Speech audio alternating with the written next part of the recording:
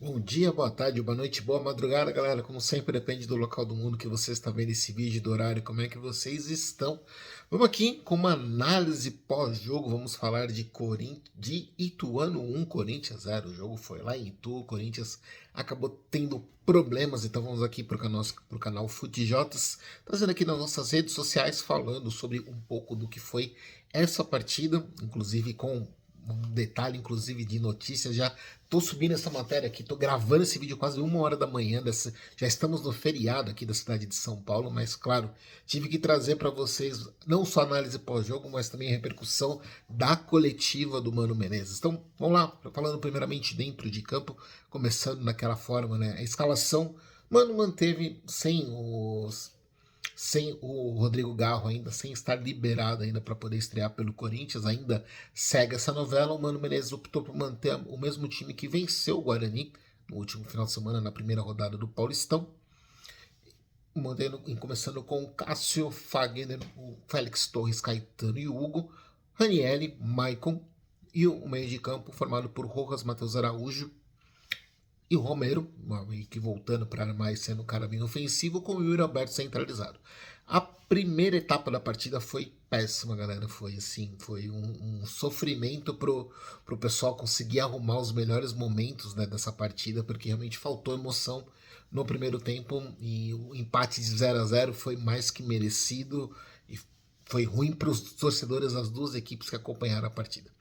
No segundo tempo, nós vimos o jogo melhorar tecnicamente, aí veio muito também por conta da qualidade técnica de alguns jogadores do Corinthians que começaram a aparecer na partida. Então, a gente viu um dos caras que foi muito criticado, mas para mim acho que melhorou na segunda etapa. O Matheus Araújo arrumou alguns passes importantes para o pessoal, para os atacantes. O Corinthians, inclusive, até acabei de pegar esses números aqui. O Corinthians ele teve o total de 16 finalizações.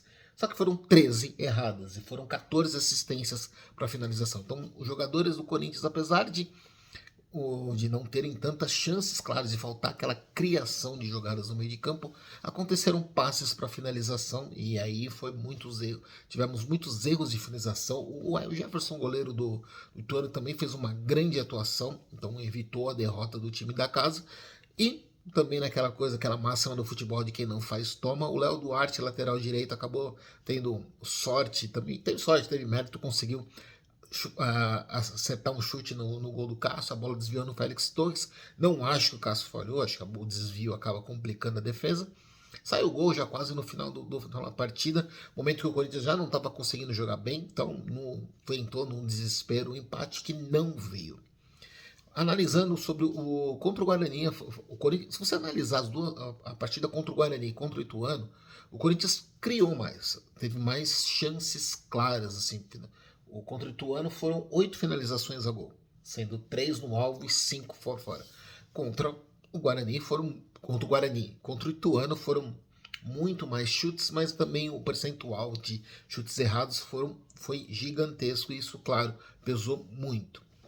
Analisando então, em termos. Até muita gente comentou, talvez o Corinthians tenha criado volume de jogo para vencer, né? Contra o Guarani. O Guarani foi um pouquinho melhor na segunda etapa, mas também não deu tanto trabalho pro Cássio, para poder também falar que mereceu um resultado melhor. Mas eu acho que o Ituano foi um balde de água fria, mas analisando também que o Corinthians repetiu alguns erros, a gente vem citando, então dá para comentar. Falta um meio de campo, mesmo com a melhora do Matheus Araújo, que eu entendi que no segundo tempo ele criou algumas chances de perigo. Não é a solução, não é o meia de criação, não tem que ser a estrela desse time, muito pelo contrário. Então, por isso que o torcedor, porque o Mano Menezes e vários, dentro do Corinthians, todo mundo está torcendo demais porque o Rodrigo Garro extrai, para poder de repente talvez ser o cara para resolver isso e o Matheus Araújo ser um ótimo coadjuvante. Mas dentro assim, falando de começo de temporada, foi apenas o segundo jogo no ano. O Corinthians não tem. O Mano Menezes não trabalhou 20 dias com esse elenco, então é preciso adotar um pouco de calma, tanto para o lado negativo quanto também para o lado positivo. Cito isso porque, para mim, o Félix Torres, mais uma vez, uma boa partida, acho que se destacou. Tá entrando essa furada, né? Mal treinou com o time e já tá titular em 2 partidas e vem entregando bem, vem jogando bem, fazendo uma boa dupla com o Caetano, que infelizmente também quando sofreu o gol, quando o Caetano precisou sair, precisou ser substituído, né, com problemas físicos. E aí o Ranieri acabou quebrando o galho na zaga, o Corinthians sem zagueiro no banco de reservas, tinha só o Rafael Venâncio, né, um zagueiro do Sub-17, aí o Mano optou por colocar o Fausto Vera para tentar, de repente, um cara mais experiente, não que o Fausto Vera seja veterano, longe disso, mas era melhor do que colocar um garoto de 17 anos, de repente, numa fogueira, num jogo que estava complicado. E o Ranieri já jogou, já fez essa atuação, já foi improvisado como zagueiro para quebrar um galho. Então, inclusive, até não comprometeu fazendo a dupla de zaga lá com o Félix Torres.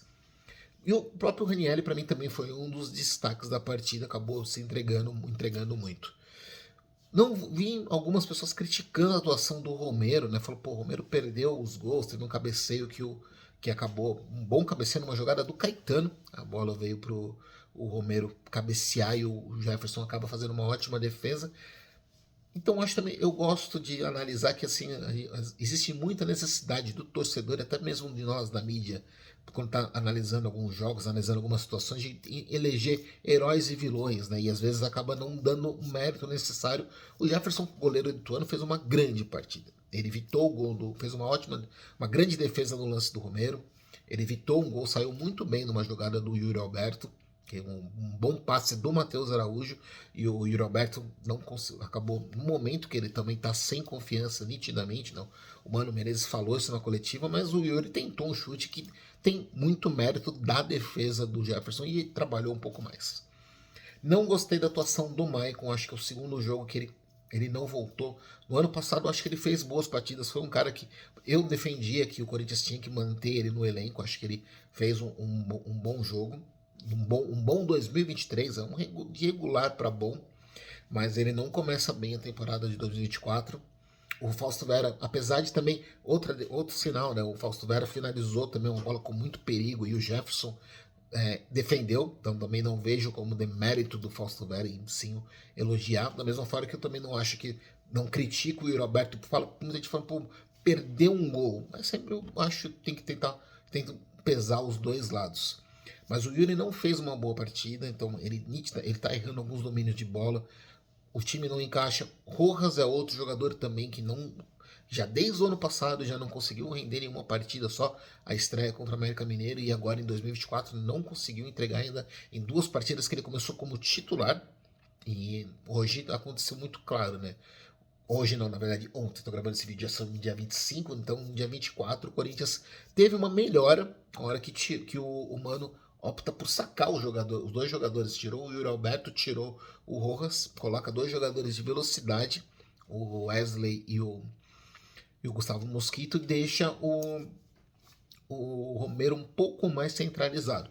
Não que mude, assim, não que o Corinthians mudou da água para o vinho, mas abriu um pouco mais a defesa do Ituano e conseguiu na velocidade, são dos jogadores mais rápidos, mas também analisar, o Wesley não entrou bem, o Wesley errou várias decisões, errou os fundamentos, errou o cruzamento, vacilou no lance do gol, né? Ele não volta, ele deixa a recomposição, negócio que a gente sempre fala, pô, atacante precisa voltar para pelo menos fazer uma sombra. O Wesley vacilou nessa questão, então o Corinthians acabou tendo esse prejuízo, perde um resultado assim que foi muito pesado pela forma como aconteceu numa semana que está cheia de problemas extracampo, né? A gente já citou aqui em outros vídeos, mas para focar só no jogo. E tem a questão da coletiva de imprensa da zona mista com o Cássio e depois a coletiva do Mano Menezes, que geraram mais barulho para colocar de repente assim a cereja no bolo.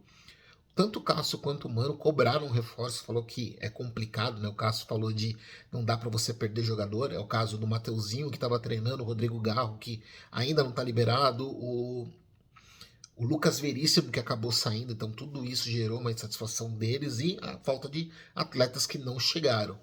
E o Mano ainda na coletiva, né? Primeiro ele falou um dos pontos, ele falou do Yuri Alberto, falou, ele está sem confiança, mas temos que trabalhar e dar aquela primeira cutucada. Nós precisamos de um cara da posição e é ele. Mas, assim, nós tem que trabalhar, mas precisamos de um cara na posição. Então ele deixa claro, porque hoje no banco de reservas, mais uma vez, os jogadores ofensivos que o Corinthians tinha eram Wesley e o Gustavo Mosquito, o Gustavo Silva. Não tinha um centroavante, né? O pessoal falou, pô, tinha que pegar o Arthur Souza, mas tá na final da Copinha que acontece hoje.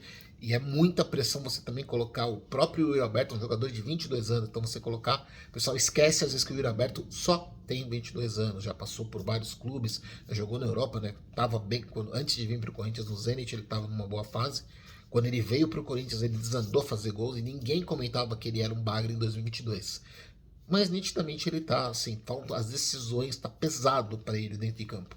Então começa a analisar, mas fala, pô, aí vai colocar. Então, mano, não tinha quem colocar. A expectativa agora para a próxima partida é justamente essa. É o Mano saber quem que ele vai poder utilizar no próximo jogo. Tem a questão do Caetano, para saber que tem que passar por exames, e aí o torcedor espera que não aconteça nada de grave. Mas o Corinthians no próximo sábado, dia 27, às 8 horas da noite, pega o São Bernardo fora de casa, esperando que o Rodrigo Garro finalmente tenha condições de jogo. Pela falta de opções, mais uma vez, o Corinthians não tinha um banco de reservas completo com todas as opções.